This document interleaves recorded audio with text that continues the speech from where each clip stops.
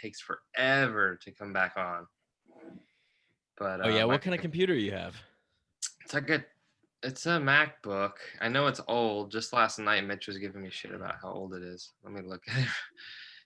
It's like where does it say about this or whatever? About this Mac. The story of this Mac.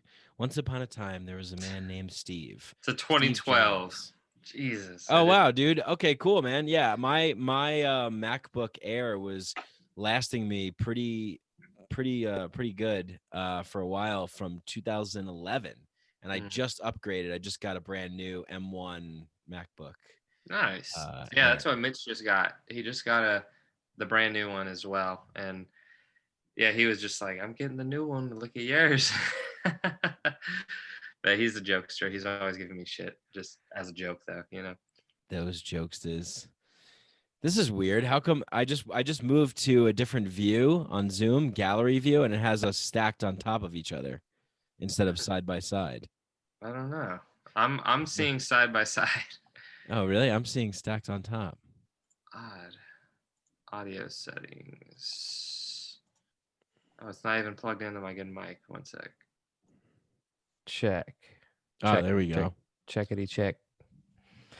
That's good. Oh, better. Okay, good. Yeah, I made that mistake on a season during this podcast. I thought I was recording into this, and I put it into my audio editor, and I was like, why does it sound so different from all the others? And I figured out after the fact it must have recorded through, the computer.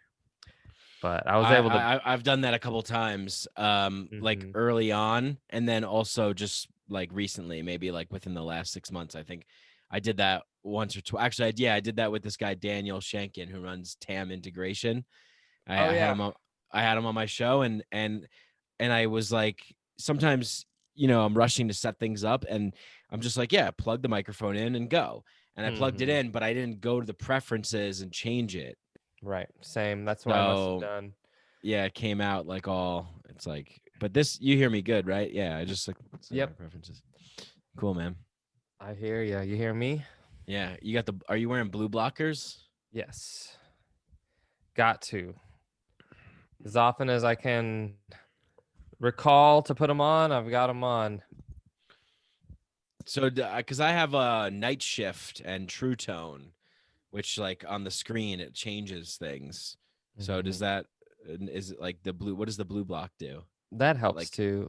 The blue block, yeah, it does the same thing. It just reduces the blue colors that enter your eyes and cause eye fatigue, eye strain, and just even mental fatigue from looking at screens all day, which is something I do. I look at, a lot of times it's kind of like, the guy in the Matrix, it's the operator, and he sits in front of like 4 screens all at once, and he's looking around like, I feel like that when I'm working, because I've got like 4 screens around, and checking messages on one, video editing on another, updating social media on another, just like constantly. So I do try to keep these on, and I do have that program Flux as well.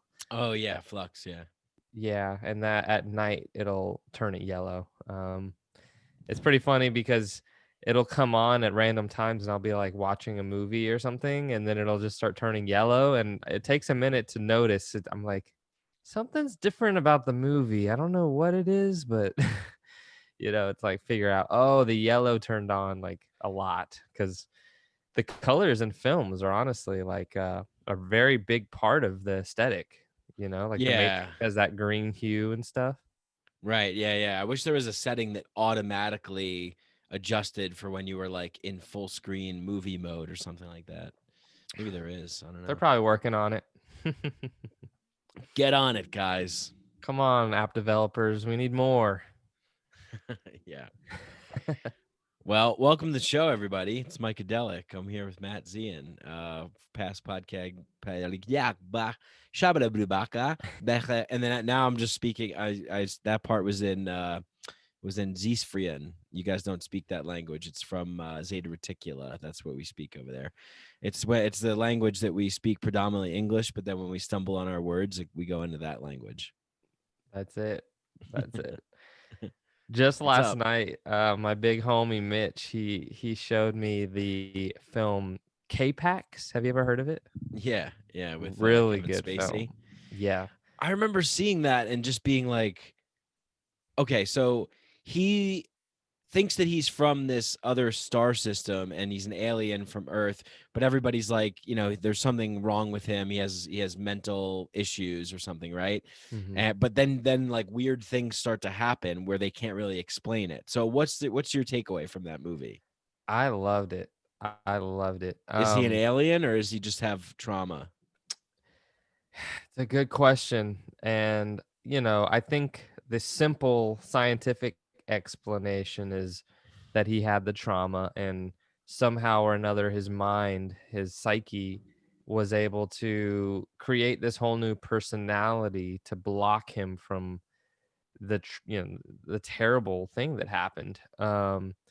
And at least he can be happy and in a good mood if he's this alien person versus there's no way you can really recover from what had happened to him. So it does seem like, on the surface level it was like a trauma type thing, but in the metaphysical sense, who's to really say? I don't know whether or not he was an alien. He chose to believe he was, so to him it was real, you know what I mean? And Interesting. He chose to believe he was an alien in order to cope with his like uncopable trauma or something, right? 100%, 100%. Maybe I And should give that a rewatch. I recommend it. I had never watched it, and I said that like 5 times during the viewing with Mitch. We kind of do these like film study nights where we're just gonna like check out films recommended either by him or some of our other friends and just kind of, talk about director to director. He's my mentor and he's a film director and I'm an up and coming director, so to speak. And we just talk about why it's so good. What makes this shot good? What makes that shot good? What's up with the color? What's up with the storytelling angles? And last night we were talking about title sequencing and how that's its own art form. Yeah. So I had never seen that film and I was like, how have I not seen this? How have I not seen this? Because it was such, for me, a mind-blowing film. And Mm. I seek out mind-blowing films, you know what I mean? And I had never come across that, never heard of it. It never once knew it existed till last night. So it was really cool. And I really want to rewatch it again. But I just want to, now knowing more about it, the second time you watch a movie, it always leads to deeper insights about it and things you didn't pick up before and that type of thing. But I really recommend it. And I was almost wondering where the name originated, K-Pax. You know what I mean? It's like such an interesting name. Like I think a lot of alien and otherworldly kind of vibes carry these K's and these X's. It's like where, like the K, the X, like the Yeah. Q, like these weird, the Z, like these weird letters It's that like you're an alien. I'm an alien. Yeah, Yeah. sure am. So are you. Cheers. Xian archive. Yeah. Cheers to being aliens. Mm-hmm. I saw this movie the other night, The Sound of Metal. It's an Amazon original. It's with Riz Ahmed. He's a heavy metal drummer and starts to go deaf. And Oh. and like I thought what it was a very unsettling movie. It was really emotional. But I thought one of the things that they did really well was the descending into the deafness and how the world sounds to him when he's losing his hearing. Mm. And then other things happen. They just really like the soundscape of the hearing loss and hearing, going in and out and stuff. I think they did it Right. really, really well. Wow. I need to see Yeah. that. That's an interesting one. A few times in the past, when I would go swimming, water gets stuck in my ear. I think I just have like a weird shaped inner ear where I can't just get it out. Some people just like hop on one foot and get it out. It wasn't coming out for me. So for like 1 or 2 days, I couldn't hear. And it was honestly scary. And I was waiting, Mm. waiting for like the doctor's office to reopen to go in and get it blown out of there. What they did was put more water in it essentially and just like squirted this thing in my ear, Oh yeah. and it somehow or another blew it out. It got it to shoot out through the pressure. But Ears like are fucking weird. I know, yeah, but for 1 or 2 days there, I couldn't hear. There was water sloshing around.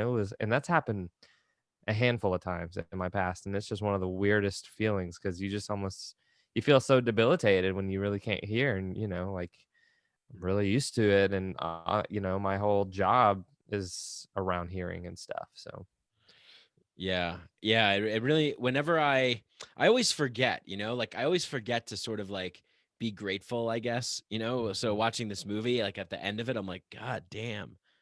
It's like, man, that was fucked up. I'm like, I'm just so happy that I'm like, I don't have anything wrong. Like, I have no mhm, serious issues, thank God, but it's yeah, like with this movie, it happens so quickly. And it's just like, man, like, it brings in the fragility of life, how things can just happen and your life just suddenly changes, you know.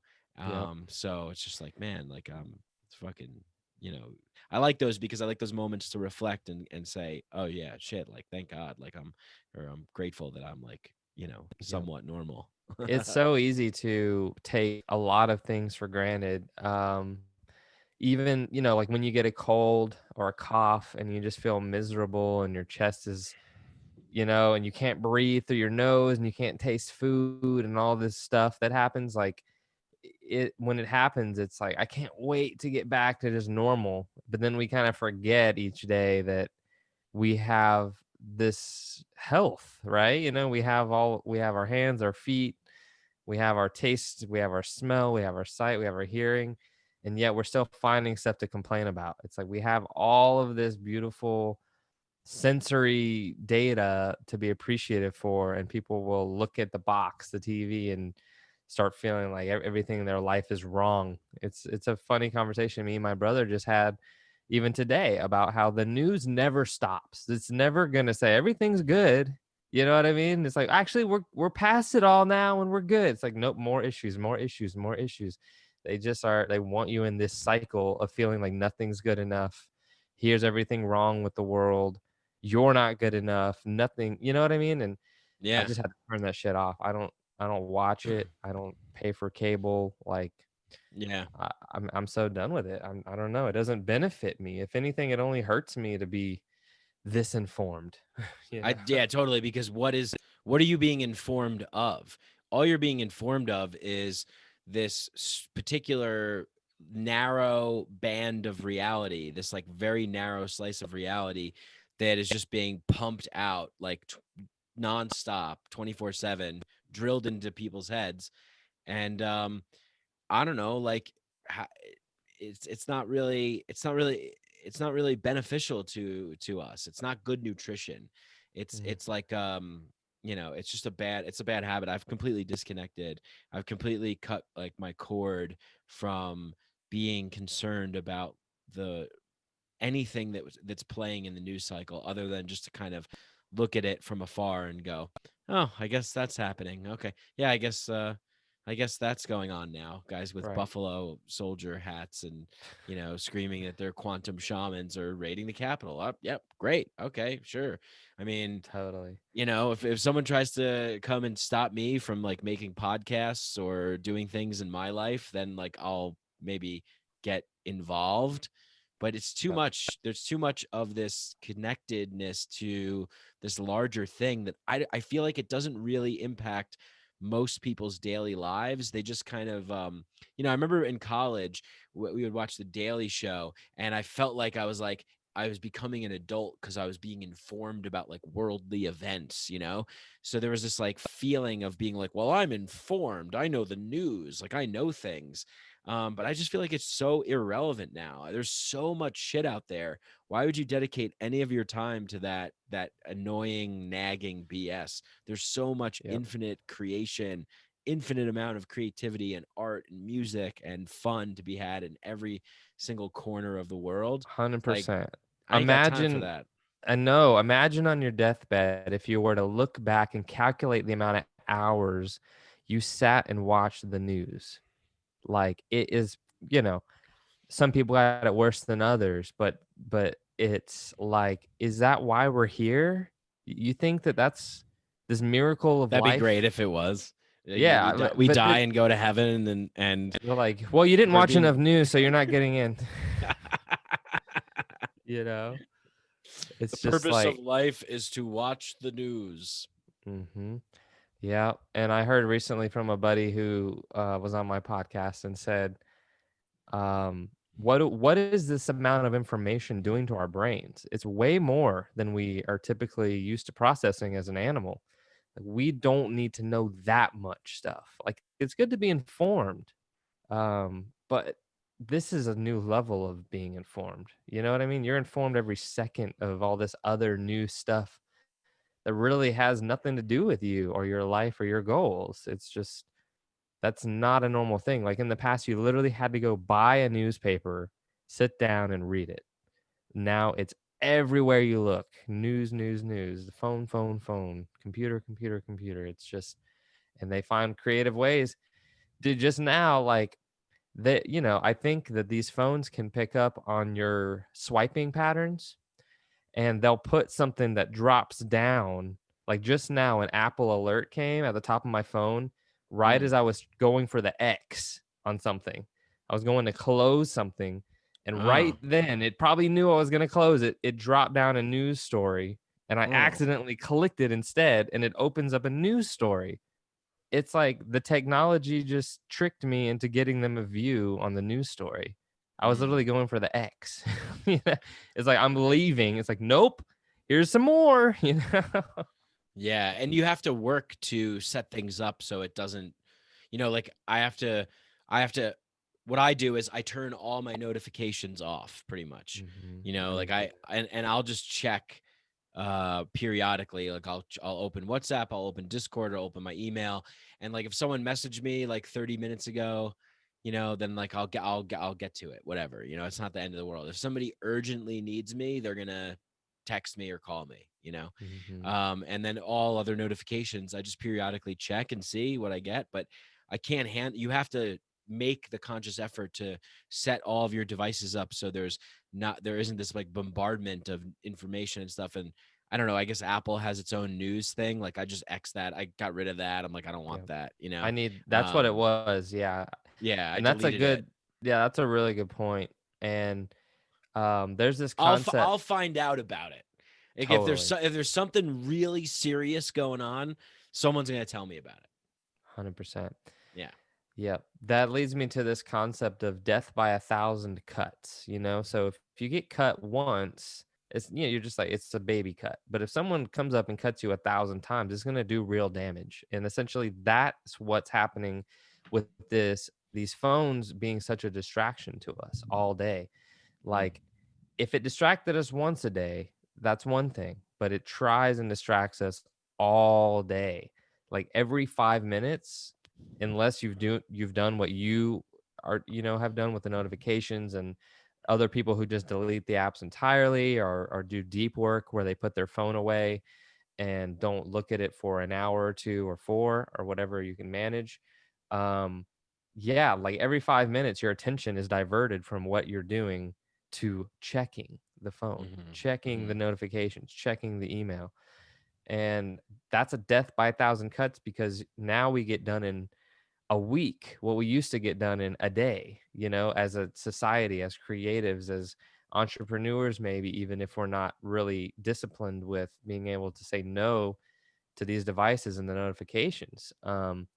It's just like they've really, like, productivity is probably just gone do like down, down, down. You know what I mean? Just as far as like Yeah. a human race, just due to the amount of entertainment and distraction that the phones offer. Like people live there instead of do the things they know they want to do. Our devices are our vices. Mm-hmm. Yeah, It it's says it in the name. Yeah, exactly. But it's like, I think that it just takes such a tremendous willpower whereas it didn't, like, ages ago. Like I remember watching this documentary on this guy David McCullough, this author, and he has this little barn in the back of his house. It's like his writing shack, and he goes Mhm. back there and he just has a typewriter, and that's it. And it's like a desk, a chair, a typewriter in this little shack in the garden. And he's like, "Oh, I go out here and I just write." And it's like, man, that is Mhm. awesome. And it's Yep. like, you really have to make an effort now to shut things down, shut things off, go away, especially Mhm. if you're trying to create. Like, I'm trying to create more, and even still, like, I'll be like, oh man, like, I wonder what this I'm always on YouTube. I feel like YouTube is my main thing. Yep. Like, I've been getting into the Lord of the Rings, J.R.R. Tolkien's other book called The Silmarillion. It's like the Hmm. history of Middle Earth. What this guy wrote, it's like he had to be like channeling this from another dimension's Yeah. history or something. Like, I can't believe that he came up with all this stuff. And I'm like Mhm. falling asleep to like, and I'll wake up at like 2 a.m. and it'll still be playing, and it'll be like, the Numenorians came from the Dunedain family in the Third Love Age when it. Saruman was invited from Morgoth's temple. And I'm like, it's Yeah. like, how did you come up with this stuff, Token? Like, Yeah. man. I But would any bet. those are my distractions, is like YouTube Yeah. videos and things like that. But I have to Yeah. make an effort to sit down and shut it all off to create, 100%. Yeah, I'm a big fan of J.R.R. Tolkien as well, and I would I really would bet that magic mushrooms were involved in his writing. You know what I You mean? think? Is there any like stuff about that out there? Like, did he I can only say based on the resonance of the visual and the storytelling that it has with my own experiences with mushrooms. they Just kind of mention mushrooms in there?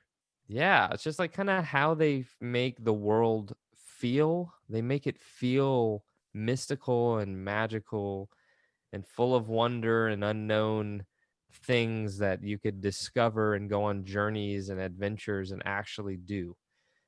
Mushrooms gives me that feeling, and that's really encapsulated through his films, The Lord of the Rings and The Hobbit. It feels very similar to that. Like I feel Yeah. like you can tell when storytelling is informed by certain maybe levels of consciousness or experiences had by that director or that writer. Sometimes maybe they're coincidence, but other times it just feels like so directly influenced by something that because of an experience you had with psychedelics, or it can even be without psychedelics, just through spiritual practice, that to you it begins to feel very much inspired by that mental landscape. Mm. Yeah, I just saw another movie, Disney Pixar movie, Soul. And it Okay. was really good.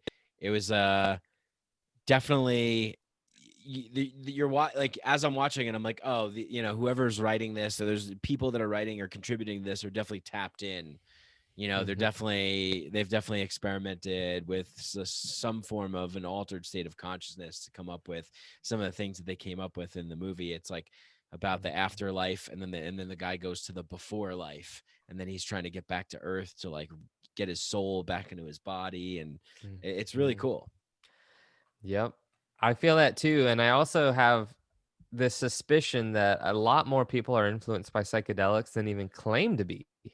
Because I feel like sometimes people will, publicly deny using psychedelics because they think it's going to impact their career, or maybe they feel like they want the idea to feel like it came from them in their imagination instead of having the help of something, to help loosen those gears up and get the ideas churning, because it certainly does that. But yeah, I feel like probably a lot more people, experiment with these things and come to amazing discoveries, whether it be creative or even scientific, than really will even speak publicly about it. Yeah, I know Like that. a little secret. It's their secret. What's the guy? The guy's name is Francis Crick. He was like he discovered the DNA double helix, and Right. he was one of the discoverers of that. I think it was two guys that made the discovery of it, and he credited LSD as being like a huge inspiration for him. Exactly. Exactly. That's the thing. And that is what our whole science model is based off of, something that was discovered in an altered state. Um, People tend to think of an altered state as a distortion of reality rather than an enhancement. And it could be both. I think it can be enhanced enough that it becomes distorted. But I think on its first, maybe level of entering a mushroom experience or any psychedelic experience, what it's doing is enhancing your senses, allowing you to see more information that is actually present in the field of reality, um, before it takes that effect of where you might project an object onto an object, and that's a quote unquote hallucination. Where I've seen, for example, like a stump, a tree stump, take the form of like a wolf head, and it was like my imagination saying that looks like a wolf head, so let's project it. You know what I mean? Like that is more of a hallucination, a projection of your mental onto the physical. But before you get to that point, I think it's actually showing you more things that are there. It's just opening your eyes, and quietening the mind to the point that you're not thinking about 90 things. You're only thinking about what you're observing simply, and more of your brain power, which we only use 10% of each day, is directed towards the observing of, nature or yourself or whatever it is that we're able to see on these psychedelics. Mm. Yeah. Yeah, I mean, I I imagine that people that have reached really consistent, steady states of enlightenment, are probably just continuously walking around in this, you know, sort of heightened psychedelic type state where they're just noticing more and more of reality. I would imagine that would probably be what it would be like, because they seem to me to really be keyed in on the fine details, having, all the, like, Thich Nhat Hanh, for example, someone like that. The way he talks, his pacing, his sort of demeanor, that I just feel like he's probably just taking in all of these fine details of reality, because he's like consistently in that state, Right. and our world is designed in a way so that we don't have easy access to that state. That's why people pay all this money to, like, how do I get to that state? How do I maintain that state? How do I achieve that state? How do I achieve that state while working, at Amazon, or, like, it's like, how do Right. I do? And it's like, sometimes it's like we can't, sometimes it's just like, hey, it's not possible sometimes to plug in, to the to what we've created from that severed connection, and then bringing that repaired connection back into the world of the manifested severed connection. It's like, hey man, like, Right. it's the wrong charger for the iPhone, you got to upgrade. Yep, exactly. And it is a level of creating space in your life for that to exist. I think the guy you mentioned, I'm not sure how to pronounce his name. Say it one more time. Thich Nhat Hanh. There you go. Yeah. Who I've read and I've heard his some of his stories, but I just couldn't pronounce his name correctly. But I think the state he's in takes a lot of practice, takes a lot of closing down other areas of life that, maybe we're scattered in a couple of different goals we want to achieve. When you bring that focus and to be narrow and say, this is the goal I want to achieve, mostly this one only being enlightenment or spiritual understanding, uh, it'll still take much time, but you certainly will get there faster than trying to work at Amazon and gain enlightenment, or do, like all these different, creative things as well. It's crazy. It's just about what you want. What do you want from life? If you Hmm. want enlightenment, you can have it. You can get it. I think it's something that you have to work towards daily, and there's always going to be days where it's just not there, even for the people that live it. Even people that wake up in monasteries some days, I would bet don't feel it. They're just like, I don't feel it today. And then another day they'll be like, I'm 100% in it right now. Like, I'm so glad I'm at the monastery and I chose this life for me. But other days I'm sure they're like, whoa, this is crazy. Like, I'm not feeling it. There's a lot of challenge. I've watched documentaries about people, taking spiritual pilgrimages and going to hermitages and wanting, being inspired by yoga or meditation or even psychedelic experiences to go try to attain this thing. And then they get out there and it's freaking miserable for them. You know what I mean? Well, yeah, because That, I think because they're really wanting it.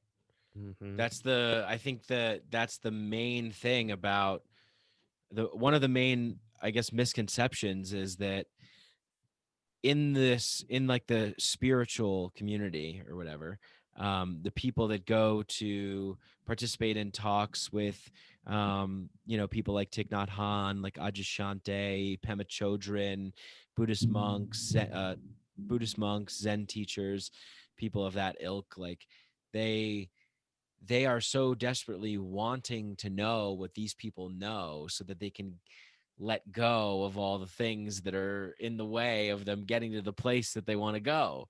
yeah. But then they're building all of these things up.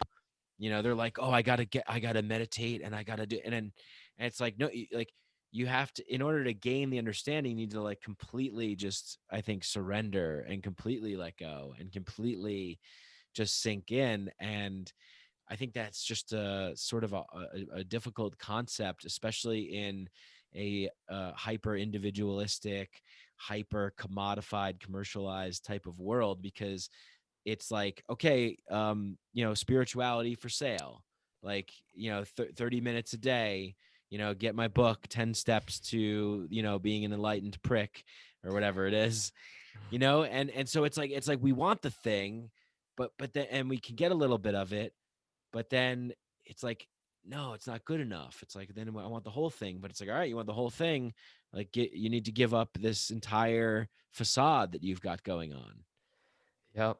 Belongings, things that relationships, like these things that are really beautiful. Relationships, friendships, finding a romantic partner. These things are what life is centered around for most people. It's just like that engagement with other humans.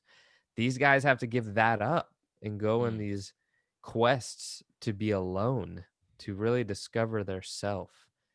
Um, there's a there's a really good documentary. I think it's called The Yogis of Tibet, and it shows a number of people who go into retreat, which it makes it funny to me how people use the word retreat these days, because a retreat to them meant one thing and one thing only. You're going away for months.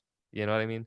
It's like retreat. Like, I'm literally leaving this life for sure Mm-hmm. for like months to get some type of understanding.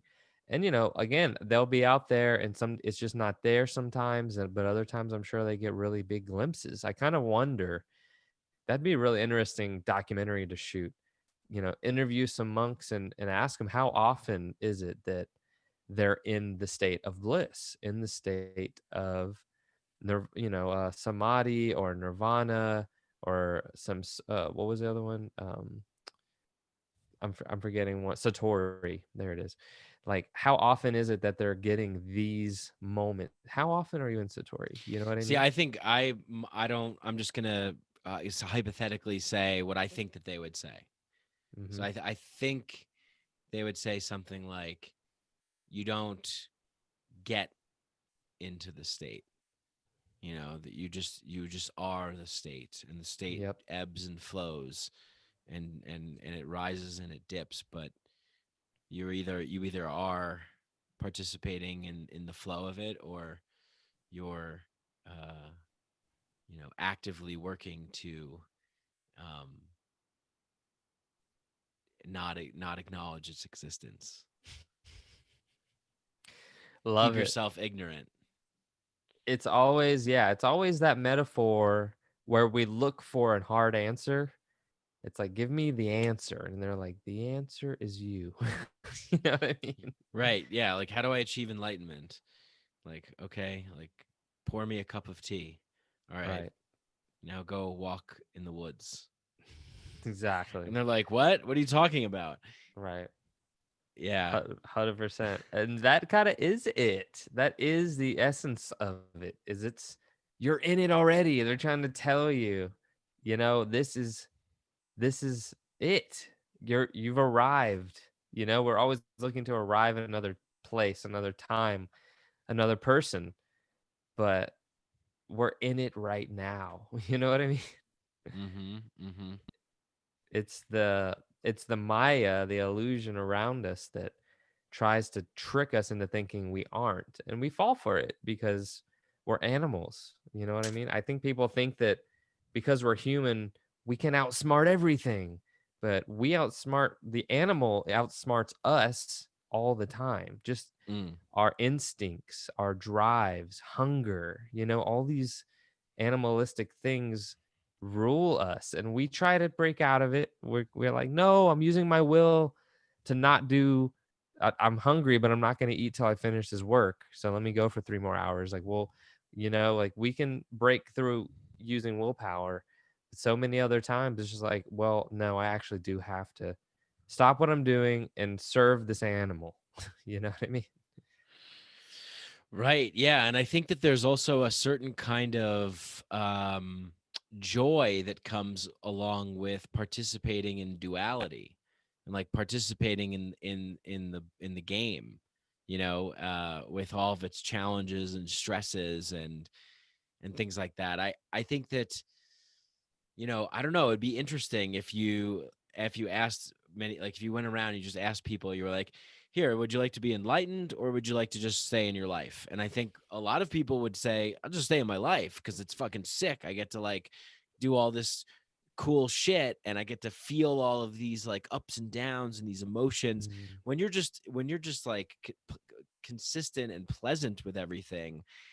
um to me, I feel like, okay, that's a nice state to be in, but it's also kind of fun to, get worked up about something or get involved in a skirmish, a verbal debate, of something, or to make fun of someone or something. mm, I feel like that humor to me is like really really important. That's why I like those like kind of trickster zen type guys that are like, how do you get enlightened? Like just keep filling up my teacup, or right, these things that they say. I don't even really know, but right. but it just that kind of way of being just seems really really appealing to me because it's Mhm, it's almost like paradoxical in nature. It's like you want this thing that you think that you have to go after in a serious way and do all of this serious work to achieve it, but it's actually right in front of you.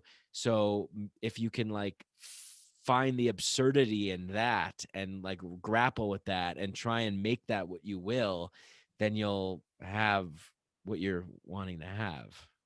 100%. That is it. That I What do you think think? is That's it? it's that's the concept of the middle way. Okay, cool. Yeah. The Yeah. middle way is it's not give everything up and it's not, get everything. So is that It is that the Bodhisattva path? Is that the middle way? Who that sounds coined the term middle way? Is it Choyung Trungpa who coined that term, the That's middle a way? great question. I can't recall at the moment, but I know that it comes from Jamie, pull that up. if you were to go, yeah, Jamie, come on. If you were to pull up on YouTube Buddhism documentary, there is a really wonderful piece there. And I've seen multiple. There's probably like two actually. There's two really good, Buddha documentaries that exist. It's just the story of Buddha, Siddhartha, who he was, and how he came to the realization he came to. And it's very much the Oh middle yeah, path. there's a great one. Yeah, I just looked it up. It was like I was like, who came up with that? They're like Buddha. Mm-hmm. Mm-hmm. There's a great documentary about Siddhartha. I think it's narrated by Richard Gere. Okay. I forget. I think it's called Siddhartha or it's called the Buddha. I forget what it's called, but it's I think really that there's cool. probably It's animation and it's yes, it's that's the one I'm talking about. Yeah, yeah, nice, nice. Yeah, totally. Richard So Gere narrates it. yeah, in that documentary, they explore how he came to this, he had to go to the brink of death as being an ascetic and not eating and practicing like headstands all day and doing all this like crazy stuff to realize it wasn't the way. The way was the middle path. Yeah. It was accepting what is and kind of finding the fine tuning in your life. So if you were to imagine a guitar string, if it's too loose, it's not making any sound. If it's too tight, it snaps and breaks and there's no sound. But right in the middle with that tuning, you can find beautiful music. You know what I mean? Do you So think it's that a he would metaphor have for been life. able to? Yes. Do you think that he would have been able to learn that if he didn't go through what he went through? I think it's Mhm. he had to go through that to realize that it wasn't that, right? That's true. That's the only way you get to the realization. Right. That's very true. That's very true. And I guess that's the power in the story is he did it for you so you don't have to if you trust what he's saying. You know what I mean? Um he did all of these feats so you can learn from and all of humanity can take that and learn from. Yeah. I do It's think it's people so are still funny going to do the it though. right. Yeah, it's really funny though because it's like the Buddha, Jesus, all of these figures who Muhammad, he like went in a cave, got a download. The guy that invented human design, I forgot what his name is. He like he went into his tent and he got this download and you know and then they come out and they're like, guys, like I'm telling you, this is the shit right here. Just Mhm. trust me. And like just so many people are just like, fuck you and your shit, your enlightenment. And it's just like, okay, fine. If you, yeah, I think I would be fine with it if people didn't want to listen and didn't want to partake in it. Where I get, where I think it's not so good is the active repression of the secret, of the, for example, psychedelics, been like Mhm. actively demonized and repressed. Right. um People like burned, called witches, Yep. fucking all that kind of stuff. It's crazy. It's because it really is that secret key, I think. When used the right way by the right person. I don't, I've said this a bunch. I don't think it works for everyone. Some people are just not going to get a spiritual experience no matter how much psychedelics they take. But for Right. people that are You ready know, real or quick, interested, McKenna, he said, why I remember one of his talks, I was kind of surprised to hear him say this, but he's like, psychedelics just don't work on stupid people.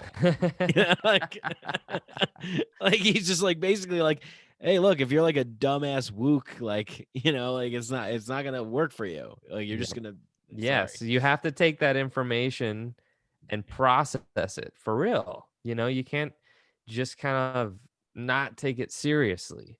You have to take it.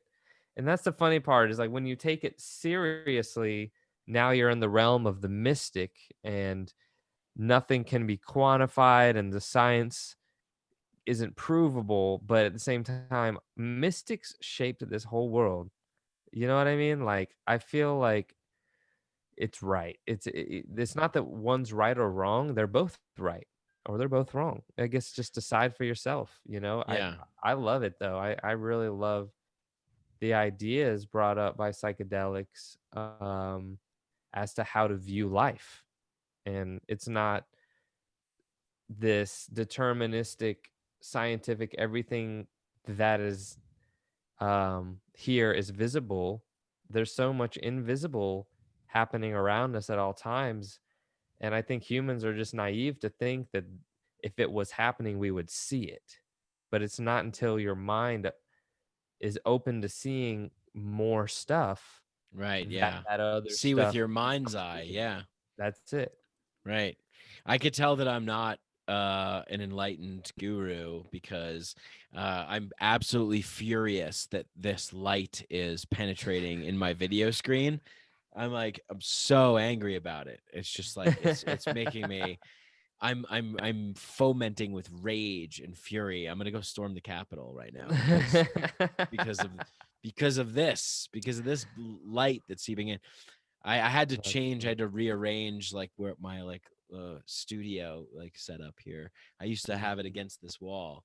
But anyway, a little side note there. But it's just that's where my head was going like when you were Yeah. talking, and I needed to call it out because I'm like, otherwise like I'm just not gonna be listening, and you're gonna be like, you know what I'm saying, and I'm just like, yeah, yeah, yeah, but then I'm actually just furious about the fact that there's light coming in to the frame here, and 100%. I'm a camera guy, doing so with I'm I like, know what you mean. you know, just Absolutely. how many That's how times I have, yeah, that's how I I was felt gonna when we were starting because my computer wasn't cooperating. right. I was just gonna say, like, how many times do you get yourself in a situation where something's going on and you can't like you're waiting to like interrupt or interject or leave, or you got to go somewhere and there's something that's just like burning in your brain that you're like totally not paying attention to what this person's saying because you're just thinking about something that someone said to you like 20 minutes ago, like you got off a phone call and you're all emotional, and then like you meet up with someone, they're like, hey, how you doing, and you're like, I'm doing good, what's going on, they're like, so let me talk to you about what I'm thinking about it. And they're like, da, da, da, da, da, and in your head you're just like, oh yeah, fucking that, you, oh yeah, you think that, well I'll show you, and you're like running a simulation of your next argument with this person or something. That is funny. Yeah, humans get caught up in that. Yeah. We think that that is us. You know what I mean? That is just a mental freaking manifestation. I was talking to my brother about this, how I think thoughts are just like these like bubbles that are auditioning for your time to give it. But if you can literally say no to a thought that's coming up. You can say, "Yep, shoot, go away." Like, "No thanks." You know what I mean? Swipe And left. right, you could totally just not follow that. And a lot of times it might be very helpful to learn how to do that in today's world when everything seems to want to upset you. You know what I mean? It's like the news, the media, social media, like it's trying to get you unstable somehow or another. But we can hone our discipline through meditation, of spiritual practice, and many other forms, to be able to stay more or less controlling the mind. You know what I mean? Because we're not going to control it at all times. It's going to, there's a spiritual metaphor that kind of says like the mind is like a restless elephant Mm. and you have to tame the elephant, and you can. And there's like even really beautiful artwork that shows the path of like an elephant walking up a hill and a guy behind it because the elephant's leading the way, but at a point like they stop and rest, and they're able to then switch positions where the guy then leads the elephant. More or less, that's what we're trying to do with our mind when you're practicing meditation or spiritual practice, maybe even psychedelic journey work. We're trying to get ahead of that bustling thought train that seems to be what we think we are, and actually be here now as the consciousness, the observer, the just kind of window from infinity into this beautiful manifestation, this miracle world that we're just so privileged to be placed here now. Yeah. Yeah. Yeah, you seem like you're always really consistent. Like you show up consistently as the Matt that I first met. You're still that guy. Like you just, I feel like you always show up consistently. And I would assume it's probably because of your daily practices and all the stuff that you do. Would you say that that's true, or do you find yourself having like emotional swings, bouts of rage, things like that, I guess depression? I think possibly here and there depression, not rage, not a lot of emotional, what do you call them? Where it'll just take your day away, you know what I mean? I'm usually able to work myself out of a funk inside of 30 minutes or something if I get into one, and I do, but it's because I know these practices, I call to them. If I get stuck in a weird state, instantly I'm like, I know, let's go to the sauna, you know? And I sit in the sauna and I get out and I'm out of it. I'm fucking out of it. And it took a 30-minute investment, sweating my ass off and being super uncomfortable. But when you're busy doing that, you're not following that thought pattern. You're like, oh shit, whoa, you're getting dizzy and shit. Like I pushed it far a few times. We've done more than an hour in the sauna. And maybe that's not far compared to some athletes, but I mean, most people do No, 15, that's a 20 good amount of minutes, time. Yeah. That's a good amount of Yeah, time. it gets tough and it really pushes you. But yeah, meditation, sauna, mantra. I do a lot of mental mantra. I call to mantras a lot, Hare Krishna. That's a new one to me. I've been enjoying it.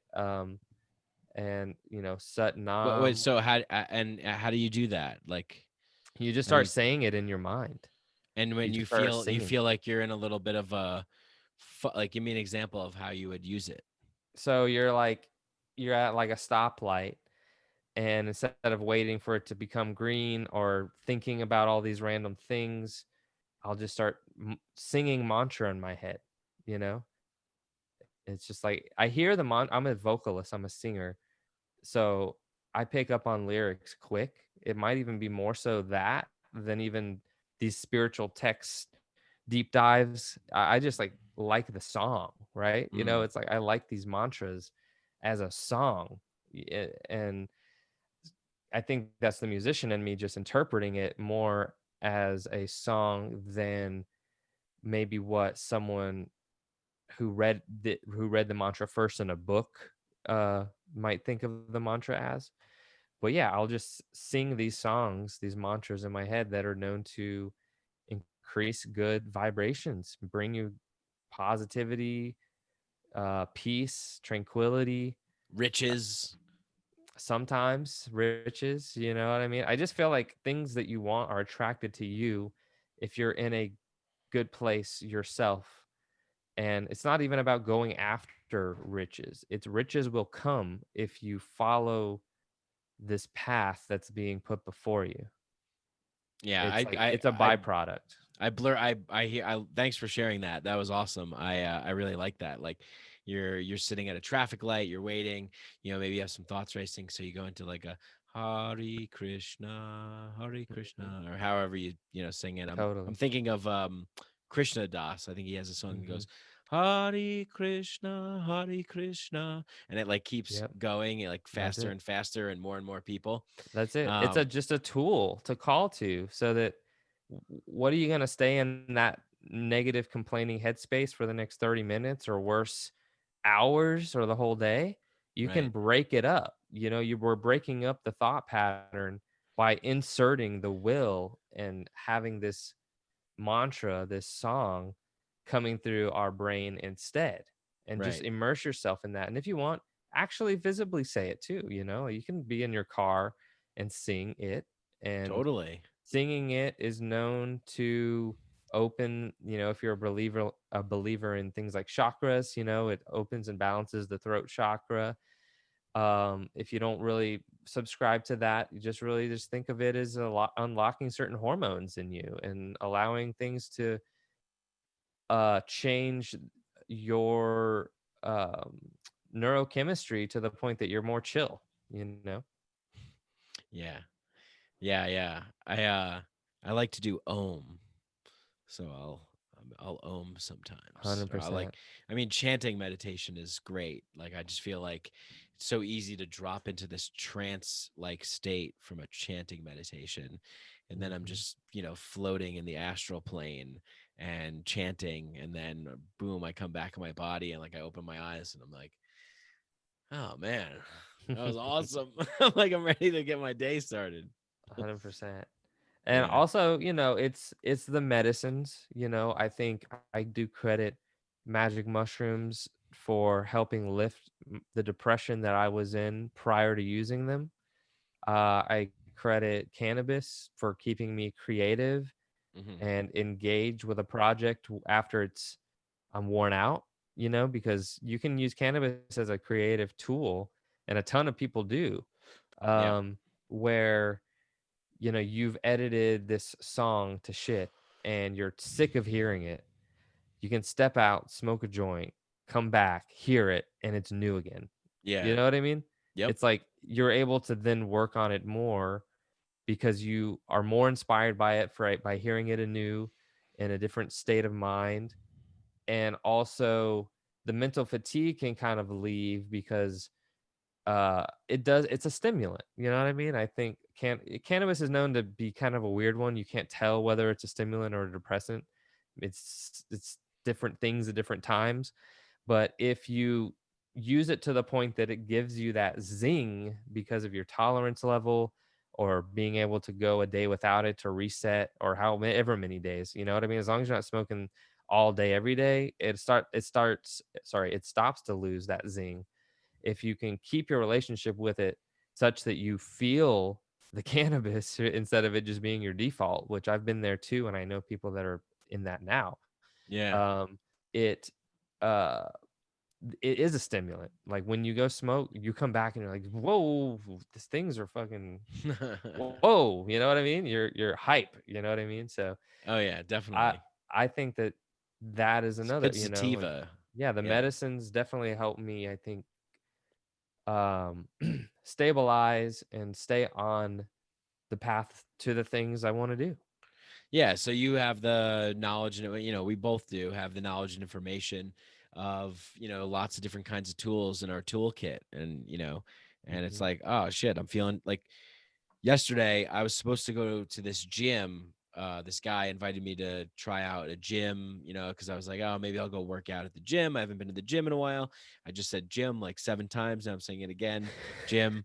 Uh, but I started putting my stuff on, my gear, and then I was like, you know what? If I just want to go for a fucking run outside, like my body was like, this is what we need. Let's go outside and go for a run. And I'm so glad that I listened to it, because I went for a run and it was just beautiful at sunset in Colorado, and like mountains in the background and the Love purple it. and orange colors. And I was just like, this is great. And like the cold winter air, it just felt so good. The ground, see, there's a Mhm. lot of people outside too. So it was really, really cool. That was exactly what I needed. And it's Yep. like, perfect. Okay, cool. Like that's what I needed. Maybe I'll need a little rape. Maybe I need a little breathing exercise. Maybe I need a cold shower. Maybe I need a sauna, Right. whatever it is. Maybe I need a microdose. Maybe I need a little Hmm. cannabis. Maybe I need Right. some CBD. Right. Right? We could But go on dude, the whole list here, it's funny but it's because about people, listening and making yeah, that choice for yourself. Yeah. right. And then people will also look at these medicines as a vice or something, like, oh, well, it took that hape or that cannabis for you to do this thing. But instead of asking these medicines, these plants for their help, you would rather stay in a funk for days, months, and years. That's the trade-off.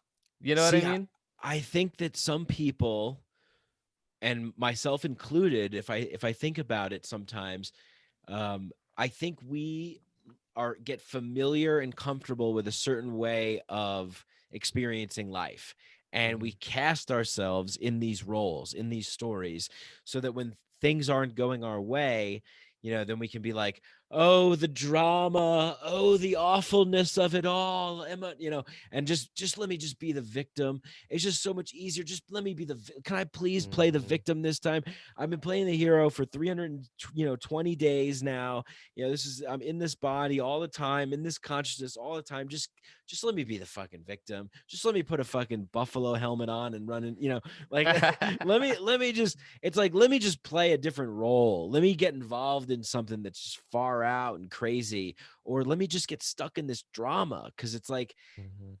I think it's just that's why we like stories. People love stories about, murder mysteries and thrillers and suspense, and like a good story. And what better story than the one that you cast yourself in, and it's like, well, fuck, like you don't have to play the victim all the time. You don't have to. You have Hmm. choices. But I think we're just familiar, and I think there's parts of us that just feel good sometimes when we're like, oh, it's poor me. Like it's all, like, please, everyone, help me. Pray Hmm. for me. Please. Don't leave me. Don't leave me. Right? I know. 100%. woe is me. Yeah. So there's a Yep. part of us that likes that. There's a part of us all, I think, that likes that, you know. Yep. It's just the lineage that came before that way of thinking. It's like, well, my mom and dad think that way, and my friends think that way, so I have to think that way. But Yeah. if you are exposed to the right information and you have the courage to act on it and change your life for you and the betterment of you and yourself, not thinking that way will lead to greater results with, your life or whatever you want. Yeah, so it's like that choose your own adventure book, and you can turn the page to go to the cave on page 21, which is like your same old victim story or whatever story you're casting Mhm. yourself in, um, unworthiness or whatever it is, and then it's like no, or you can go to page 55 and explore the sky mountain or something, and you're just like 100%. okay, let me And choose why that one, not? make Yeah, a and why choice. not? This is our one life Yeah. that we know of. So it's like I don't just want to play it safe and play the victim. I like to go and follow the hero's journey. I Yeah, the mean, hero's journey is fun. yeah, it is. And it doesn't get stale. It just keeps fractaling. You know what I mean? It just keeps like opening up more and more opportunities, adventures, Right. relationships, fun events, like it just keeps going. I like how If you went like you this. You did a Mhm. spiral. It does Uh, it I does. I remember seeing this thing that Carl Jung talked about called the circumambulation. It's like when you're shooting after your dreams, your goals, your north star. It's not this like linear straight path. It's this circular one. So in that circular motion, it's like, okay, here's the hero's journey, and then it circles down. There's another hero's journey. That hero's journey opens up into another hero's journey. It's like all the while you're trying to get here, but you're just spiraling up and down all around into Yep. these many heroes journeys to finally get to where you want to get to. And then Mhm. who knows what happens at that point. That's exciting because you've gone through all this stuff. My girlfriend and I watched this movie that maybe I typically wouldn't have watched. It was with Robert Redford and Jane Fonda. They're both like 85 years old. Okay. And the movie was called Our Souls at Night. And it was just like a cute movie about like these old people um, that their significant others have passed, their kids have moved on, and they're just in their homes alone, and she just wants to like sleep with him at night. Like she's like, I don't have no one in the house, I just want to like have this big bed, just like I just want to like and then it turns into a romance. But the cool thing about it was that it's like I typically don't watch things about people in their 80s or whatever.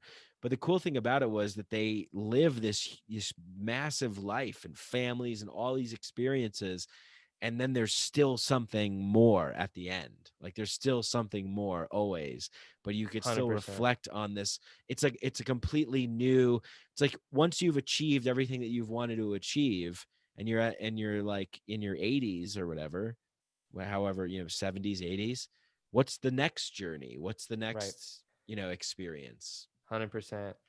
That really brings up something in me about this kind of very long-term plan that I have, which, most people usually plan for like the next couple of days or months or maybe a year.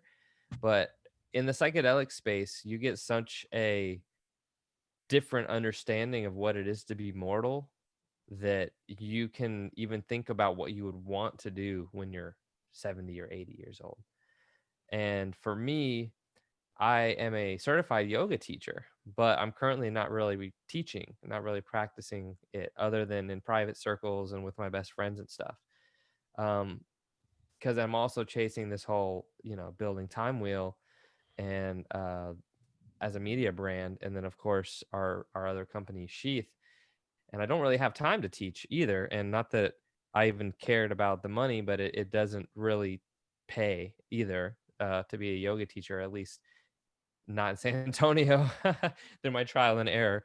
So anyway, I have this like long-term idea of when I'm old and I have done all the other things that I want to do is when I can really jumpstart that teaching yoga career. You know what I mean? Because that's a good time to. And I've always got the best yoga lessons from guys that were that old, like they're very old and wise and they've been through a lot and they know how to give good advice. And if they can do these crazy feats and postures, then I can do it because I'm young or whatever. So it's like, I just really think that older people are able to transmit yoga teaching better. And also they feel genuine in the having lived a lot more and experienced a lot more.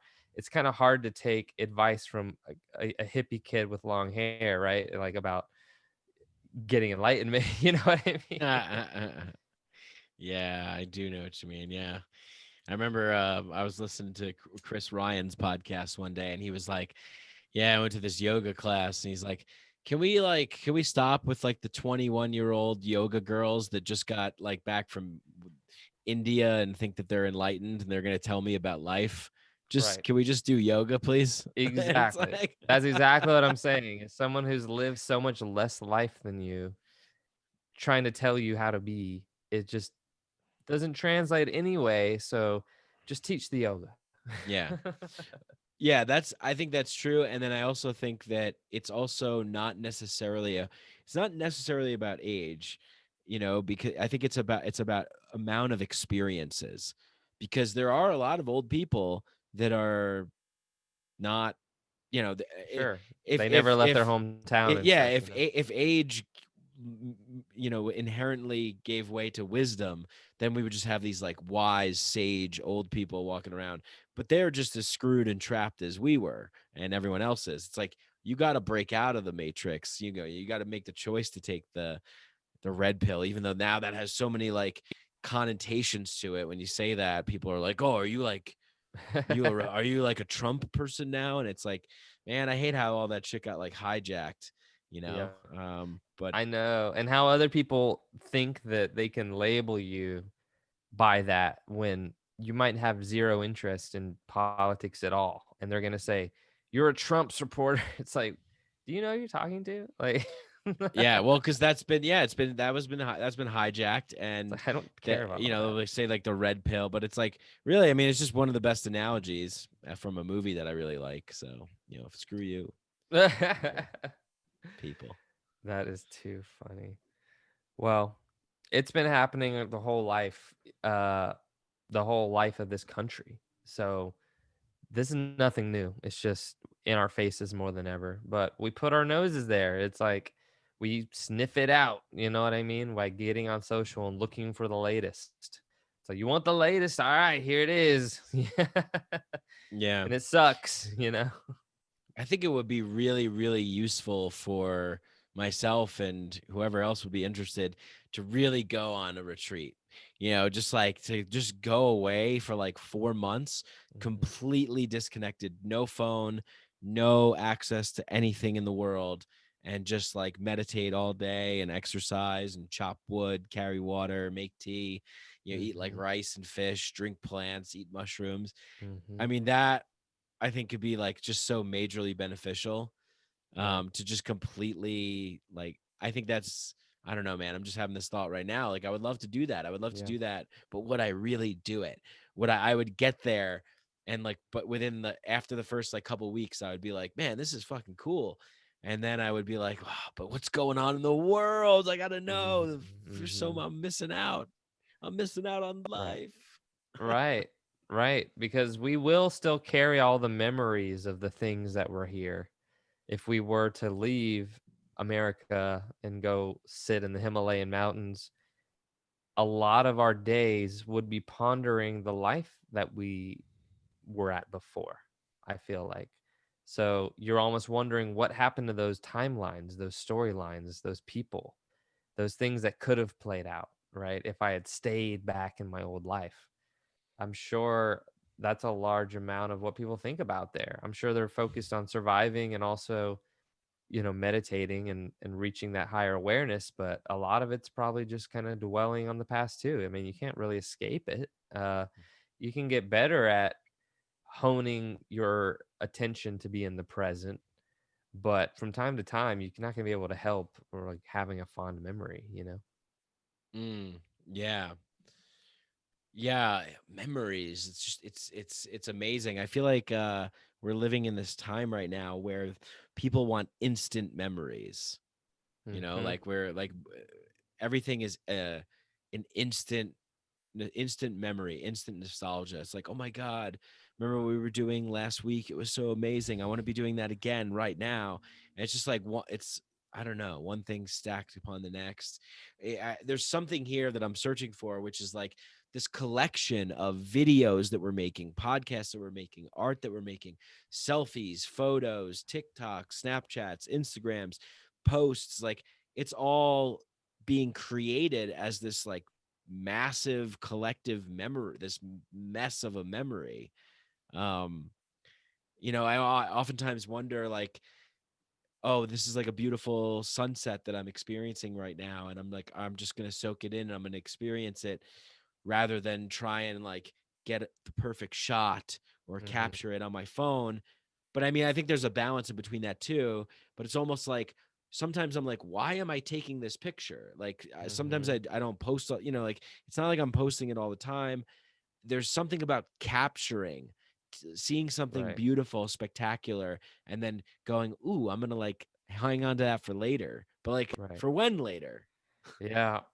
Yeah, it's a weird one because there's definitely again, the middle way with that concept, I think, because certainly the first time I went to a concert, like I think it was probably Tool, and we got like pretty decent seats. I noticed because I was in such awe, I wanted to record it. I was like literally watching the concert through my Yeah. phone.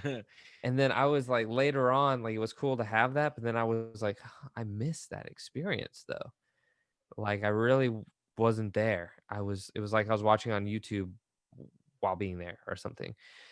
And I'd never really watched it again. So, but at the same time, I think a quick photo and then putting it away and then being present is way better than the people that will record a whole song or set on, you know what I mean? It's like I think that band even says don't bring like don't film, don't bring cameras, all that because they don't want you to miss it.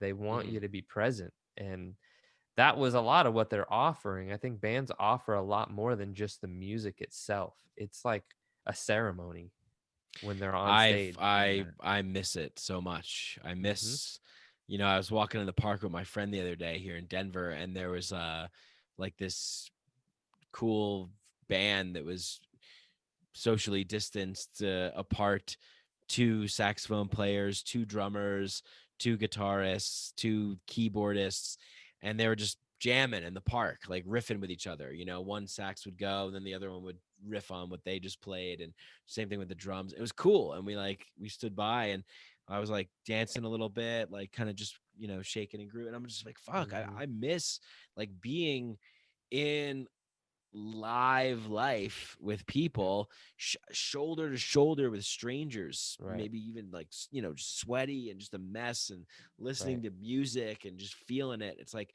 man, that is an integral part of being a human being. That is not Yeah. like a luxury, Right. for us to. And I get this like feeling, man, of just like, I don't know, with the masks and the social distance stuff, and I just get this like eerie feeling of like, man, are we ever going to be able to like do this again? Like, I want to be able Mhm. to do this. Like, is this gonna, are Right. we gonna have concerts again? Are we gonna go to packed stadiums? Like, I want to do it. I want to keep Right. doing that. Yeah, me and my brother talked about this, and I think what the answer I came up with is it's going to be doable, but you will have to pass a health screening before you come in. Mm. So they're going to have to check your thermometer, you know what I mean? Like check your temperature, maybe get a quick swab from your cheek, and then you can come in, Damn. or whatever it is. I think that's what it's going to be. Like that's what I'm anticipating is it's just going to be you got to be healthy to come in here. And the reason people um in the past even came because they might have had a cold or the flu and they came to a concert and accidentally got a bunch of people sick was because they had paid that ticket and they were going to come and enjoy it. And even though they, like shouldn't go because they're sick and they're going to infect people, well, in the future, you're going to be found out before you, and you're not even going to want to go. You're going to be like, dude, I'm sick. I literally can't go. They're not going to let me in. You know what I mean? Mm. So somehow they're going to be able to detect whether or not you have an illness before you're able to enter a place like that. But I think we'll be able to get back to that. Yeah, I think it's kind of just it kind of bums me out, but it's just like that's the kind of world that we need to have because of the amount of people that we have now and how connected Mhm. we want to be and how big everything is. It used to be where you just like it was your local community and you like knew everybody and people didn't travel as often and it was just kind of like okay, back way back in the day, and and it was like okay, well, I trust this person. If they're like not feeling well, then they're not gonna like be a dick and like come, like there was more Mhm. of a respect because you knew people and it was like a tighter knit kind of thing. Right. But now we live in this massive global world, so it's like we kind of need these things, I guess, because you're going into places where there's like 40,000 people or something like that, and Mhm. yeah. Right. Right. Yeah, I miss it too. I did feel luckily, and I will thank, these medicines for helping me learn how to be present with things, much more so than I was before having used them. That I was appreciating the music scene before it went down. You know Yeah, what I mean? Because I was really like enjoying it thoroughly when I would go me to these too. events. Yeah. I know some people don't. They just kind of go smoke a cigarette in the back and don't even watch the band, Oh right? my They're just god. like they're just at the event. They're just like, yeah, someone's here, I know, so I'm gonna go smoke a cigarette and yeah, I'll be out here. Y'all go enjoy. But I was in the front row, like, yeah, So Yeah, dude, me too. I mean, ever since I moved to Denver, I've been really enjoying the music scene here. It's like Mhm. really, really good. Um and it's so fun to go to shows and be in the front row and be Yeah, dancing and be watching and be involved and like be totally present. Um I was really into it. There's and the festivals as well. I mean, the yeah. festivals. That's probably my favorite thing to do is go to festivals. Not my favorite thing to do so much so where I don't do anything else but go to festivals because that's not what I'm doing. But Mhm. it's one of my most favorite activities. Dude, we should do one when they come back. That would be Yeah, fun. 100%. Yeah, That'd be totally. fun. Yeah, I want to go to Shambhala. That sounds great. Yeah, I think it's in British Columbia, Canada. Wonderful. Isn't that Shambhala? Isn't that a magical city that appears in the mountains? That's right. Yeah, that's right. That's Choyong Trungpa Rinpoche's book is called Shambhala. I read it when I was at the temple in Peru, and Mhm. yeah, he talks about it's this magical, mystical city, but it's sort of like the ethos and the morals and the energy of the city Mhm. that the citizens of the city carry with them. There's a few things that I remember from that book Shambhala. I remember him using the phrase the great eastern sun a lot, Mm. like only the warrior can make a proper cup of tea only when his gaze is fixed upon the great eastern sun. Like the Mhm. eastern sun is always rising, is always replenishing, always coming up and nourishing, shining that light, after the long period of darkness, the eastern sun. Mhm. So Shambhala, the warrior, there's a Shambhala center here in Denver or in Colorado, and That's awesome. yeah, and then it's a music festival. Yeah. Beautiful. I've been really attracted to these ideas for a long time. I don't I won't say that I know that they're true or anything like that, obviously, but these ideas about uh higher dimensional landscapes that exist here on Earth. So in there's this whole idea of the Vedic cosmos, Hmm. and in the Vedic cosmos, like it is honestly the trippiest, craziest looking Jamie, if you want to pull it up, freaking worldview I've ever seen where it's like the Earth is a giant disc. It's almost like flat Earth or something, but there's like this like gigantic pyramid that comes like flying out of the Earth that the highest like enlightened beings live on and stuff. Just look up like Vedic cosmos images, and Whoa. I'm trying to let me look real quick too. Vedic. The Vedic universe. Yeah. One universe. The Vedic universe. I'll look at that. I mean, they that's the thing, is that there's so many of these older religions and societies and cultures that just knew a lot of stuff, a lot of really interesting stuff. And I think it's again, it's like it's up to us to have to dig into it, because it's not necessarily offered up, right? Like, you don't go to school and they're like, all right, well, you can learn Vedic stuff, or you can learn Buddhist stuff, or you can learn this stuff, or what about like the ancient Egyptians, or this the Right. Mayans or the Aztecs. It's just like, what it's more narrowed down, and so you have to look for this stuff. But I don't know, man, like, we should be clearly taking a lot from these things, and because they knew, if they've stood this test of time, that means they knew. They Yeah, did. and it's on a different plane. They're not saying that the Earth is like this. Did you see this one I sent in here? I sent one that was like really interesting. Oh, cool.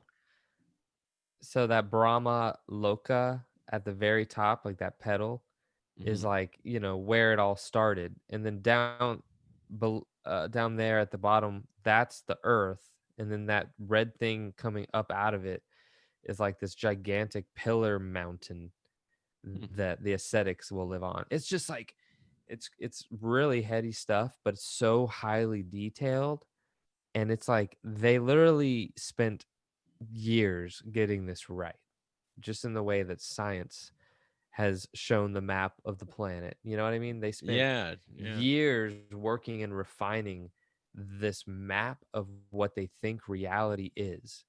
And I'm not claiming that if you see this that the earth itself is this. It's just a certain plane. It's a map of What are these another things? plane. Map of another plane. Yeah, it says like 120 million yojanas. Yeah. Yojanas. Right. Like, dude, I'm 80 million yojanas away from ascending to the Maharaloka level. Right. Yep. Yeah, I It's mean, but all you find this kind of thing in like in so many cultures around the world. That's why I love Campbell so much, is because of his investigation into the similarities in right. the Vedas, the Upanishads, the Hindus, the Mayas, the all of these cultures.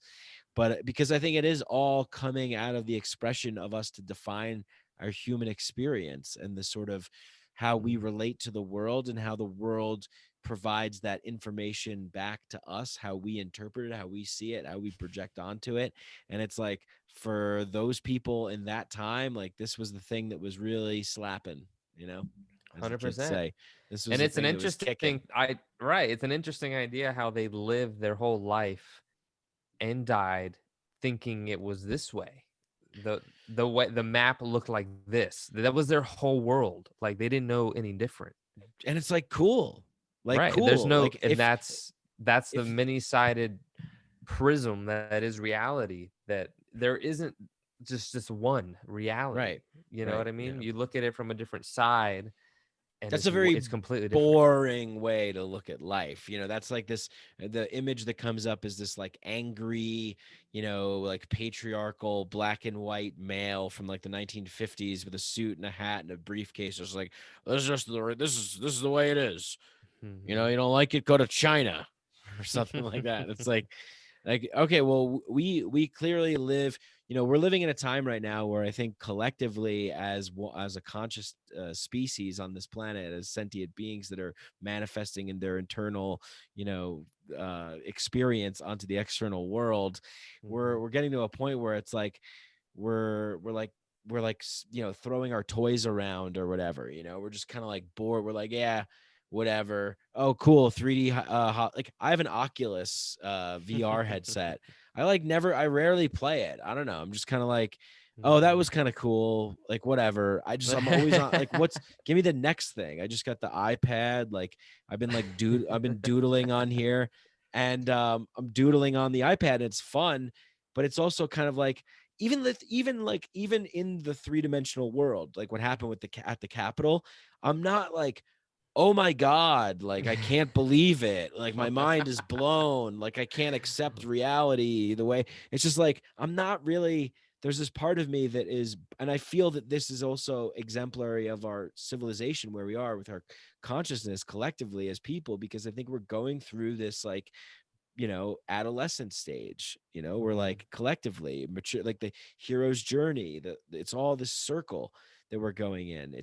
And we're back at the point in time where we're a bunch of spoiled brats and angsty teenagers, and we're trying to get to the next level. We're gonna get there, but it's fucking messy. It's gonna be messy. It's gonna be really messy. I know. But have Wow. fun in the mess. Right. Well, I feel like we're gonna get there.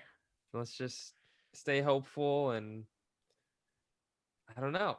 That's all we can do, just find the many victories in every day and make the most of our time here with each other, because it's a gift, you know. I believe it. Yeah. No, I believe that too. And it's like, when I believe it more, and it becomes more true when I'm around people that are truly in that frequency, like you're in, and it's like, that's why we need each other. It's like, we can't do this shit alone. No one built and created their, like, experience solely by themselves. That would be like insane. Right. Even the most huckstery con men had to convince and persuade people to help him or her. But like, the reality that we want to create becomes more creatable, more true, more present, more accessible when we're around other people that have those portals opened up, and we're all just like open portals, just like, cool, like, let's just do that. Let's just do this. Love It's it. like, yeah, great. Yeah, let's just be with it. Cool. Absolutely. Yeah. I don't know. I think it's the law of attraction. Yeah. It's just what you think about, you bring about. And I know that the movie and the series, the book and everything gets kind of a weird rap sometimes with The Secret. Yeah. But I think just pull from it what's useful. You don't have to buy the whole thing. You don't have to believe in everything that the documentary says. You mean I don't have to But attach to the whole totality of it and declare it to be my identity out loud, right. and then write things on Instagram like, you will manifest riches, tap to make this happen. Right. Exactly. That's exactly. So just pull from it what makes sense. And to me, what made sense is what you think about, you bring about. And it tends to draw in experiences, events, people, opportunities, everything, if you just trust that and keep on the path of putting energy towards that. And so far, I have done a lot of the things I set out to do, and I love it. And it's been great. And I'm honestly in shock and disbelief at the way things have gone down for me, because I really had no idea what could have come, when I was just a bag boy at HEB, the the grocery store chain here, just like hoping someday I make music that's dope, or that I work with dope people, like, and just sitting there bagging groceries, and that was it.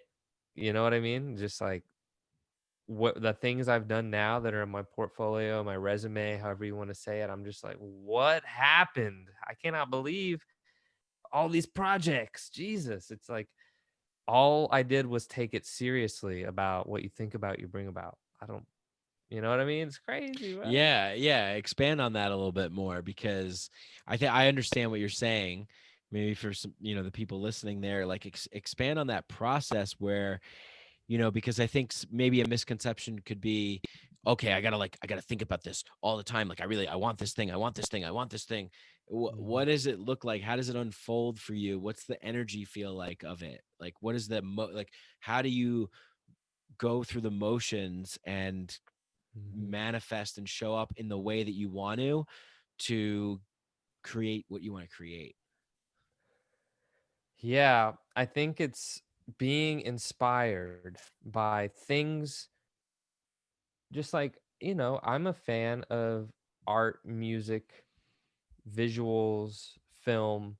When I see a thing that it inspires me. So like with that inspiration and the idea that what you want, if you think about it and bring it about in your life through the process of course, pondering it, but then taking action, um, slowly but surely things start manifesting. It's also called like synchronicity, perhaps. And Mm-hmm. it's synchronicity seems to show up when you take kind of a leap of faith and you get an affirmation. It's like, Yeah. I'm gonna take this leap and buy this $2,000 synthesizer or whatever.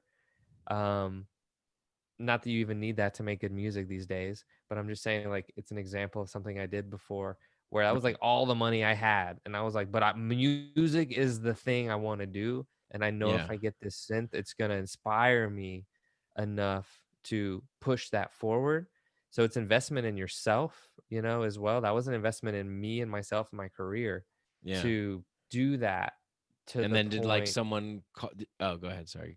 Did it do Oh it to no, the go point? ahead. I was gonna say, did someone then reach out to you and be like, "Yo, you want to like DJ this like place or something?" Like, was there a synchronistic thing that happened from you deciding to make that purchase and Absolutely. practice every day? Absolutely.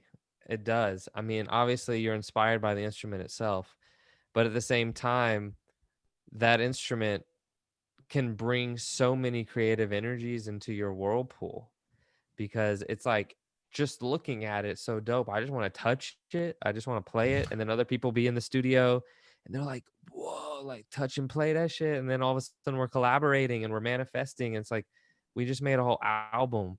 It's like, whoa.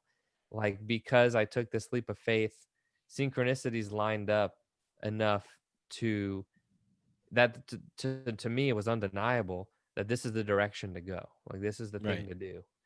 And the same thing with Timewheel. It was just like a natural unfolding because as a band and a musician and a producer, you mix with a lot of other of those type of people. Just like being in, the shows, the industry, whatever you want to call it. And then all of a sudden we've got like 10 solid friends who all make dope music. So let's just band together and create this label. You know what I Hmm. mean? Yeah. So Yeah. you just follow Everything those just falls synchronicities. into, yeah, you follow the pieces, Mhm. follow the breadcrumb trail back to where you want to go to. Yeah. Right. And it was music that inspired me. And um I just knew, through my psychedelic near death experience, which is kind of almost how I view it, that if my life had ended then, what would I have wanted to do more of and use my time on this earth to do? It is to manifest, share, and support music. You know what I Mm. mean? It was like that's what I would have wanted to do on earth if I could have just stayed. And I stayed. So it's like, Yeah. okay, so I'm alive, it's a rebirth. Um let's do the thing I really want to do, you know, and stop spending time on other stuff that was the safe way or the backup or plan, like it was like plan C to do music. And now we're shifting that from C to A. It's like, okay, go that direction, manifest that, um, invest in yourself, invest in your career, there's a funny idea of a lot of musicians feel like someone's just gonna magically hear their music and give them $1 million. Like, dude, until that happens, you have to do it. You have to invest in your career. You know what I mean? Or you might not get to the place to where that person hears it and your product is so shiny and polished and dope because of your investment that then wants to reach out and say, here's the $1 million record deal. Finally, it takes you first doing these other steps. A lot of people want to get all the way to the top of the stairs from day one. It's like, Yeah. you Just know make what I that mean? giant leap. Yeah. Right. And sometimes that just might doesn't really happen.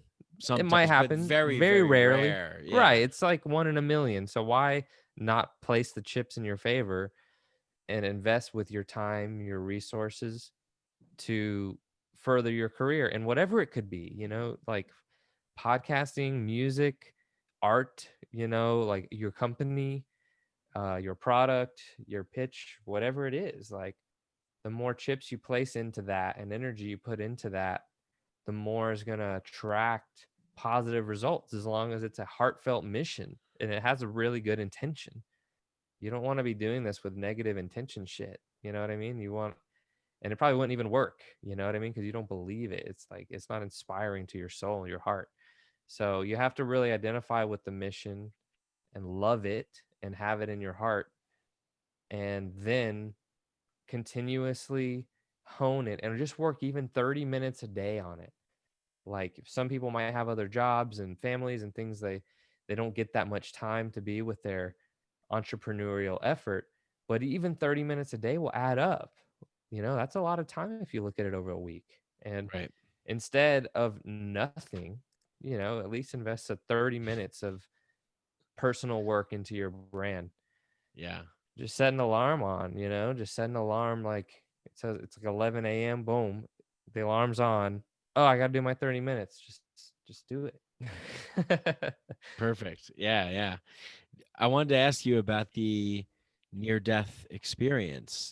Did you, I Mhm. don't know if you told that story on the podcast before, or did you, or I forget. Probably on mine, but yeah, let me think back and kind of gain my thoughts around it all, because there was a few of them and they lead to each other in very interesting, weird ways. But I guess I'll say the first most powerful experience was me and some bandmates ate 3.5 grams of mushrooms that were like hydro, beautiful, fat stemmed, bruised blue, all the like craziest, like next level descriptors. And I Mhm. had no idea how good they were. And you really only needed like a G of these. When we ate 3.5, and oh wow, it was next level. It was almost like I went to an alien world. Yeah. um, and a few of us were having like the craziest feeling, like time had stopped or we were dead, or like something changed like dramatically to the point we felt completely different. um yeah, it was almost like you die and you're in some spirit form after. And I think we were feeding off each other too. You know how in journeys, like, other people's energies are pretty dramatic Mhm. and apparent. And some of my friends were, bringing these ideas up, like, dude, I think time stopped, right? And it's like, because he said it happened. And then we were in this like one moment for like infinity. It was crazy. It was just like extremely powerful.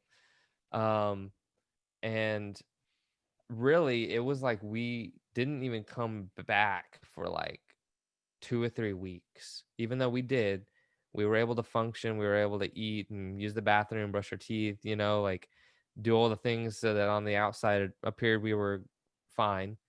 But we all collectively were in this joined mind space, like up in outer space or something, bro, for like 2 or 3 weeks.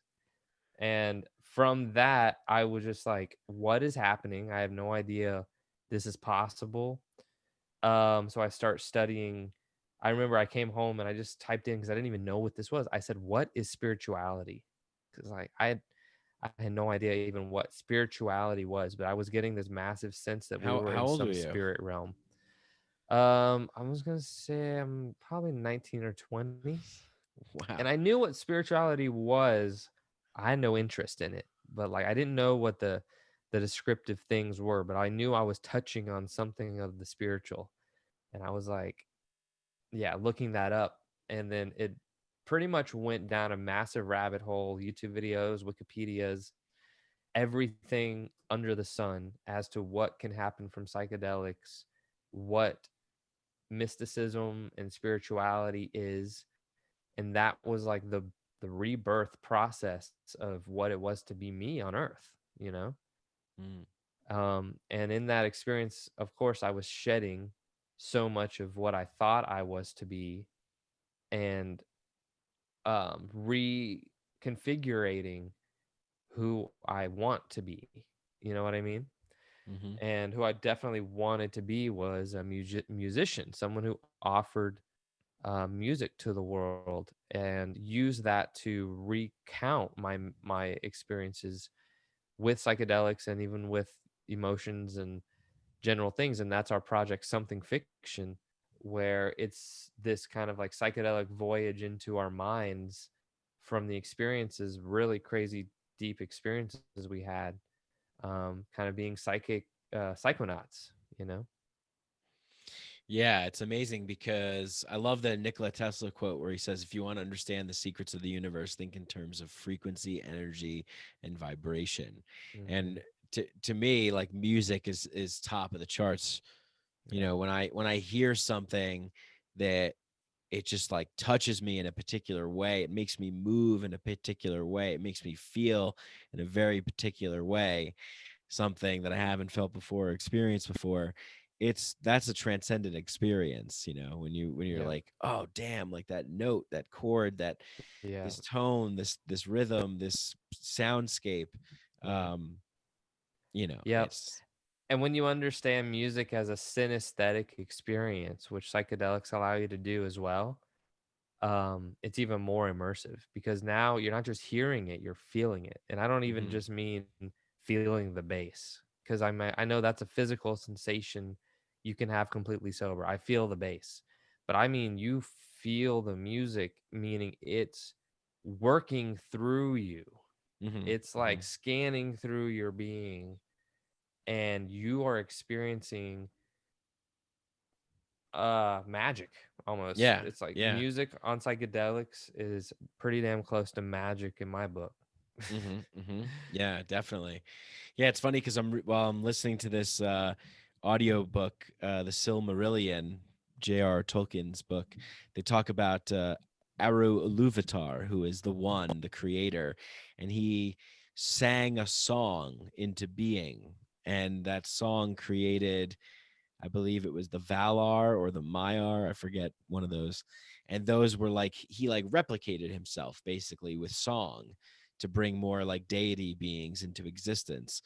And Mm. they would sing songs, and then they sang a song that was so great they all sang together, and it brought Middle Earth, the Tolkien world, into existence.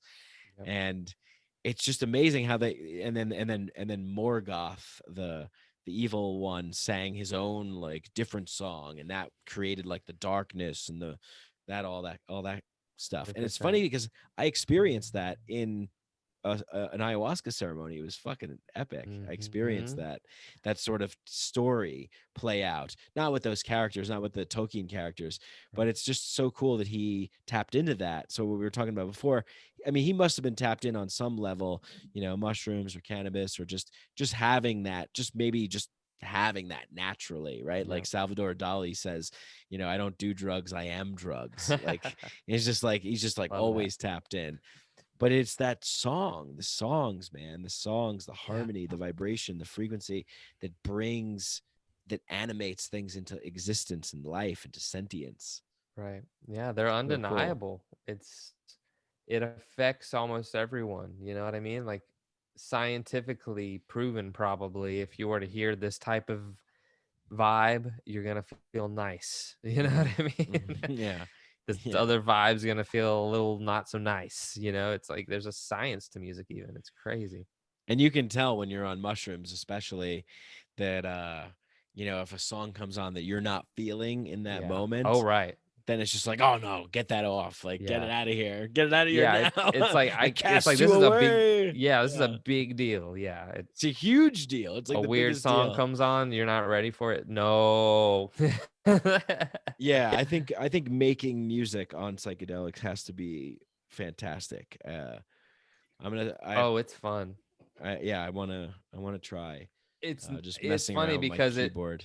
to me it's actually really fun, but it's more of a iPad keyboard, not performance. real keyboard. That's real these days. Yeah, I guess so. It's really fun, but more as a performance jam sesh, I think. Yeah. If you have this expectation of you're rolling and you're recording and stuff, I mean, unless you're just like you don't give a shit, sometimes that can take you out of it a little on psychedelics. Like I'm someone too that I feel a little adverse to like wanting to film my trip. I don't know why. I just feel like some part of the camera there would make me want to, I don't know, perform for it, or like, you know what I mean? Like not really Yeah. just like let it go and enter, Yeah, you because just I want to might worry be how I look on totally camera or in the whatever. moment. You just want to be Yeah. completely in the moment, absorbed in the moment, and just feeling out what you want to Right. feel out and making what you want to make. Yeah. Right. And it's not even about recording it and sharing it. It's even just recording it at all. The fact that I know it's being recorded, period. I don't know. I just like to turn the recording off and with the psychedelic music making and just not have any expectation that anything is gonna crazy come of it. And I usually, when I do create after an experience. And if I do play during an experience, it's mostly just like performing like for fun, like Yeah. just entering the musical vibe. But I Right. don't typically want any expectation of I'm producing a track right now, because it's just a different experience and your mind doesn't work in such sequential like ways as it does when you're producing without a psychedelic being in your system. You're able to hear the parts a little more distinctly and the beginnings and the ends. This is like you're just in flow with what is. You know what I mean? Totally. Yeah. I think it was Hemingway that said write drunk, edit sober. 100%. That's funny. So yeah, But I'm right. also saying even write it, but then record it sober too. Like you can write it that yeah, way, record, yeah. but record and edit, you know what I mean? More like that, sober. But Totally, yeah. Yeah. Cool, man. Uh woo. this is the podcast. That's it. There you go. What else? I wish I had like a gimmick or something that I do at the end, of the podcast, but I don't have that. It's just like I guess it's time to go, and I'll talk to you later, dude. I don't know. Yeah. What want to like talk about some stuff that you're working on, or like send direct people to places and things? Yeah. So yeah, guys, check us out at timewheel.net. That's where all of our Timewheel.net. This is the part of the show where I repeat. So this is my new gimmick. So you're gonna say things, and then I'm gonna repeat them in whatever voice I choose to repeat it in. So this is the new segment for the ending of the show. Ready? All right. So yeah, where can people find you, Matt? Timewheel.net. Timewheel.net. And check out my brother's great company, sheathunderwear.com. Hey, go to sheathunderwear.com. They got all kinds of underwear, moisture wicking fabric, separates your man parts. Put in mikeadelic for 20% off. Hey, you can't go wrong. Sheath underwear. And also check out my podcast, Xian Archive, Xian Archive. Go to the Xian Archive. Access the Xian Archive. Listen to the Xian Archive. XianArchive.com. 100%. That's us. You'll find our music there, podcasts, and our products. And it's been a pleasure. It's always great. Thanks for having me. Hell yeah, dude. Okay, cool. I was like, man, I can't repeat all that stuff but okay, yeah, that's the gimmick. If you guys didn't like it, then write to Matt Xian at 10 San Antonio Drive. Tell him what you think. Dude, yeah. Till next time. Thank you. Bon voyage. Peace.